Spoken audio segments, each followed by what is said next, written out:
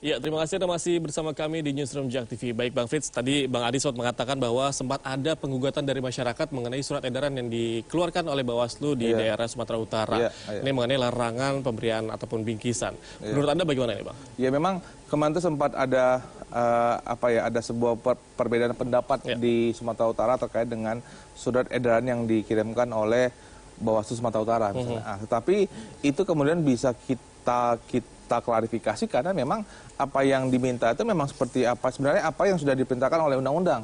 Seperti misalnya pelarangan untuk kampanye di rumah ibadah. Itu kan memang sudah ada pengaturannya misalnya. Atau juga misalnya ada misalnya larangan misalnya juga larangan bagi pasangan calon untuk membagikan sedekah misalnya. Tapi kan kita tidak bisa melihat yang itu saja bahwa memang kan setiap orang punya hak untuk bisa memberikan sedekah misalnya. Tapi kan janganlah itu dihubung-hubungkan dengan embel-embel partai, embel-embel untuk memilih. Nah, itu yang kembali terjadi perbedaan pendapat tersebut. Baik. Dan Bang Adi, ini kira-kira menurut Anda antisipasi apa saja memang harus dilakukan oleh para calon kepala daerah agar terhindar dari indikasi kampanye terselubung? Sederhana kok rumusnya, patuhi undang-undang pilkada. Itu saja. Itu satu. Yang kedua, kita dorong teman-teman Bawaslu ini bekerja sama dengan pihak kepolisian jelang hari H, minimal seminggu sebelum hari H, melakukan sweeping dan razia kepada masyarakat, terutama itu ya rumah ataupun barang ataupun mobil yang terindikasi membawa barang logistik, Bang. Semacam polisi merazia SIM setiap hari itu. Itu penting dilakukan karena biasanya seminggu sebelum pencoblosan manuver-manuver kampanye terselubung itu akan terjadi. Mulai bawa logistik yang begitu banyak, bisa uang, bisa barang, bisa sarung, dan bisa beras yang lainnya. Itu kerap terjadi di mana-mana. Penting menurut saya ke depan, saya berkepentingan sebagai peneliti, 2018 ini melahirkan pilkada yang saya kira harus berkualitas. Betul-betul pilkada yang melahirkan satu pemimpin politik yang bukan karena uang dan logistik, tapi karena dipilih oleh masyarakat, karena soal kinerja, track record, dan rekam jejaknya. Itu penting. Ini kan untuk mengantisipasi bahwa produk politik 2018 ini mengurangi angka kepala daerah yang berhubungan dengan KPK.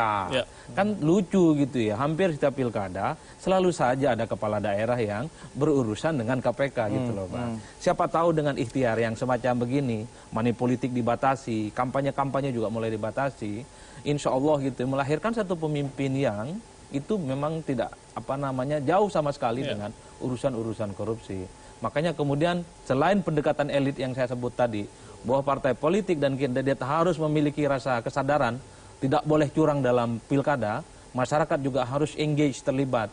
Bahwa pemilu ini bukan hanya urusan parpol dan calon, tapi ini adalah menyangkut masa depan kita bersama. Salah memilih kandidat kepala daerah, maka 5 tahun akan kita dihukum dan dipimpin oleh orang-orang yang tidak bertanggung jawab. Satu pemimpin yang lahir dari pesta demokrasi yang gak sehat. Tentu saya sebenarnya, kalau satu wilayah dipilih satu pemimpin yang lahir dari proses tidak demokratis, sepertinya saya akan pindah daerah, Bang. Saya tidak akan mengakui itu. Saya ekstrim sekarang. Baik, tadi jadi rumusnya patuhi peraturan yang ada aja gitu ya? Itu aja, baik, Bang Frits, ini terkait dengan peraturan. Sebenarnya Bawaslu sendiri sudah memiliki peraturan tertulis mengenai sebenarnya kan soal untuk kampanye misalnya gini kan sebenarnya ada soal kampanye. Soal kampanye itu terlihat oleh dengan PKPU. PKPU tentang kampanye dalam pemilihan. Kemudian kita respon dengan untuk peraturan Bawaslu terkait dengan kampanye. Itu juga sudah ada pengaturannya. Nah, dan di dalam kedua peraturan itu yang merupakan turunan pelaksanaan daripada Undang-Undang 10 tahun 2016 itu menegaskan kapan itu kampanye dan juga kapan itu misalnya soal terkait alat peraga kampanye, apa saja yang bisa diberikan. Bahkan peraturan KPU dan peraturan Bawaslu itu misalnya dalam kampanye itu melarang untuk memberikan dalam bentuk uang. Nah, misalnya kalau dia kampanye bisa saja dia diberikan ongkos transport ataupun diberikan makanan. Nah, itu boleh, tapi itu kan dalam konteks kampanye. Sekarang kan kita melihat Hari Idul Fitri itu kan ataupun menjelang Hari Idul Fitri misalnya, itu kan bukan proses kampanye. Jadi apabila ada sesuatu alat peraga kampanye misalnya, kalaupun kita mengatakan bahwa ini kan alat peraga kampanye, tapi alat peraga kampanye itu hanya bisa diberikan pada saat kampanye. Dan pada saat itu tidak di dalam kampanye berarti itu masuk dalam ranah politik uang ataupun dalam hal pemberian materi yang dapat dihubungkan dengan uang. Tadi kita mau melanjutkan tadi yang sudah didiskusikan sama Mas Adit. Pada awal kita misalnya memulai proses kepala daerah ini misalnya, kita tuh banyak rapat-rapat dengan PPATK dan seluruh akun-akun daripada seluruh nomor rekening daripada calon kepala daerah kan sudah dimonitor oleh PPATK misalnya. Dan kita melihat bahwa saat itu ada peningkatan transaksi misalnya terhadap dana-dana yang telah diberikan ataupun yang masuk kepada rekening paslon.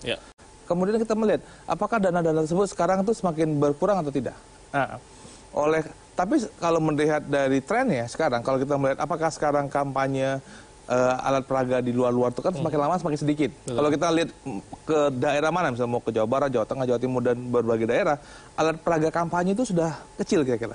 Sudah berkurang. Terus sekarang kita bertanya, jadi seluruh dana yang masuk ke rekening calon itu kira-kira kemana dia punya arahnya? Untuk kapan itu dipergunakan? Ini kan seharusnya menjadi warning untuk kita semua. Wah, jangan-jangan kan ya bukan kita setuju, tapi jangan-jangan nanti ini akan dipergunakan pada hari pemungutan suara ataupun pada hari menjelang bulan Ramadan di hari Lebaran misalnya. Itu itu makanya kami menjadi was-was semua, misalnya was-was ya. Kami Bawaslu itu malah memang kita akan tetap alert dan bertugas selama di hari Idul Fitri. Dan 1 hari sebelum hari Idul Fitri kita selalu bertugas. Pertama, kita mencegah hal-hal seperti itu. Memang karena gini, apa bedanya antara Bawaslu yang dulu dan sekarang? Karena Bawaslu dulu itu nggak ada kata-kata melakukan pencegahan terhadap politik uang. Sedangkan Bawaslu sekarang menurut Undang-Undang Nomor 7 Tahun 2017 diberikan kewenangan untuk melakukan pencegahan terhadap politik uang. Plus penegakan hukum pemilunya. Jadi sehingga kita harus proaktif terkait dengan hal tersebut. Memang kalau kita dalam Bawaslu dalam prosesnya kita 24 jam kita standby seperti tadi yang sudah diharapkan sama Mas Adit untuk terhadap kita tetap standby untuk agar jangan sampai terjadi hal-hal seperti itu. Jadi bisa dikatakan peraturan memang sudah ada secara tertulis begitu. Sudah. Nah, sejauh ini bentuk sosialisasi yang dilakukan sudah ada? Wah, kita sudah bertemu dengan para calon misalnya. Kita bertemu dengan para pemuka agama.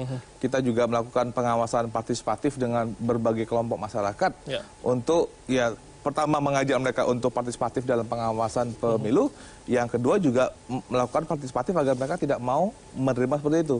Misalnya kegiatan tolak politik uang dan hoax misalnya, itu sudah kami lakukan hampir di seluruh provinsi dan hampir di semua kabupaten yang ada. Untuk memberikan awareness kepada masyarakat bahwa janganlah untuk menerima hal seperti itu. Dan untuk menjadi bahan edukasi pasti ya Bang ya? Benar. Baik Bang Adi, ini sosialisasi yang telah dilakukan oleh Bawaslu, menurut Anda sudah cukup efektif atau sudah cukupkah? Saya kira sudah masif ya apa yang dilakukan oleh teman-teman Bawaslu. Sosialisasi dari kampus ke kampus, ketemu dengan ormas, ornop itu kan cukup masif terjadi. Ya kita tunggu buah manisnya seperti apa nih nanti tanggal 27 Juni ini. Yang jelas memang secara regulasi sekarang cukup memadai bahwa kecurangan-kecurangan berupa money politik salah satunya itu bisa diantisipasi. Misalnya soal mahar politik sudah jelas kok ada undang-undangnya, tapi masih saja ada yang berupaya untuk main di ruang gelap. Soal alat peraga kampanye sekarang materi dan desainnya juga diatur oleh teman-teman KPU. Termasuk misalnya tata letak, masing pengkolan ada berapa, RT RW cuma boleh berapa space dan semacamnya. Itu kan dikurangi semuanya dalam rangka untuk mengurangi ongkos politik yang katanya cukup mahal. Termasuk money politik dilarang. Termasuk juga saksi. Kan teman-teman Bawaslu juga menyediakan dan seterusnya. Hal-hal inilah kan sebenarnya untuk mengantisipasi keluhan-keluhan dari banyak kalangan bahwa politik kita saat ini mahal. Sebab itulah kenapa kemudian belakangan banyak kritik yang disampaikan ke Bawaslu ini terlampau banyak aturan dan seterusnya. Karena banyak pemain partai politik dan kontestan tidak nyaman dengan aturan-aturan yang ketat. Mereka seringkali bermain dalam ruang-ruang gelap bahwa pemilu hanya direduksi, hanya persoalan logistik dan uang. Nggak perlu pintar, nggak perlu rekam jejak, nggak perlu populer. Yang penting di akhir main di tikungan. Bawa uang, bawa beras, bawa sembako, menang. Nggak ada urusan. Ya, berarti ya, main di akhir. Inilah yang kemudian akan muncul free rider. Penunggang-penunggang bebas yang mencoba untuk mengais keuntungan di antara air keruh itu. Sebab itulah kemudian apa yang dilakukan oleh teman-teman Bawaslu, KPU memang harus kita support, Mas. Jangan sampai urusan soal pemilu dan pilkada yang berkualitas ini hanya persoalan teman-teman penyelenggara pemilu saja. Ini persoalan kita bersama kok. bagaimana menciptakan satu demokrasi kita sehat ke depan. Berarti itu bisa dikatakan poinnya. edukasi kepada masyarakat juga sudah cukup efektif. Betul. Ya? Dan masyarakat kita kan sudah mulai cerdas. Sekarang misalnya bukan hanya era medsos yang masif, tapi anak muda sekarang sudah mulai melek politik loh. Jangan sampai money politik seperti sarung, sembako, ada stikernya, difoto, diviral di mana-mana. Kalau itu terjadi secara masif, itu bisa didiskualifikasi. Undang-undangnya sudah nyata.